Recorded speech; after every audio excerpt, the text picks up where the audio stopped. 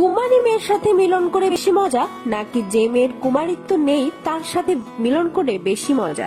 প্রিয় দর্শক, আজকে আমরা এই বিষয় নিয়ে আলোচনা করব। দর্শক, আজকের ভিডিওটি খুবই গুরুত্বপূর্ণ, তাই অনুরোধ করছি ভিডিওটি না টেনে সম্পূর্ণ ভিডিওটি দেখুন, তাহলে আশা করি কিছু শিখতে পারবেন। ভিডিও শুরু করার আগে বলে নেই, যারা আমার চ্যানেলে এখনো সাবস্ক্রাইব করেননি তারা সাবস্ক্রাইব করুন এবং যারা আগে সাবস্ক্রাইব করেছেন তাদেরকে ধন্যবাদ জানাচ্ছি।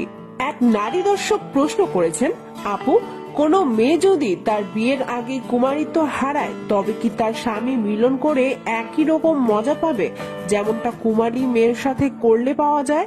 আপু, আপনার প্রশ্নের উত্তরে বলবো, আজকাল আমাদের সমাজে কুমারিত্ব হারানো মেয়েদের সংখ্যা অনেক বেশি। আমাদের সমাজে প্রেমের নামে চলে যৌন খেলা, তাছাড়া হাই জাম্প, সাইকেল চালানো, দৌড়ানো ইত্যাদি কারণেও মেয়েদের সতী পর্দা ফেটে যেতে পারে। তবে যৌন মিলনে বেশি মজা পাওয়া কিংবা কম মজা পাওয়া কুমারিত্বের উপর নির্ভর করে না। কুমারী মেয়েদের সাথে যৌন মিলন করার সময় তাদের সতী পর্দা ফেটে যায়, যার জন্য অনেক ক্ষেত্রে রক্তক্ষরণ হয়। তবে অনেকের ক্ষেত্রে রক্ত বের নাও হতে পারে। তাছাড়া কুমারী মেয়েরা যৌন মিলনের সময় কান্নাকাটিও করতে পারে ব্যথার জন্য।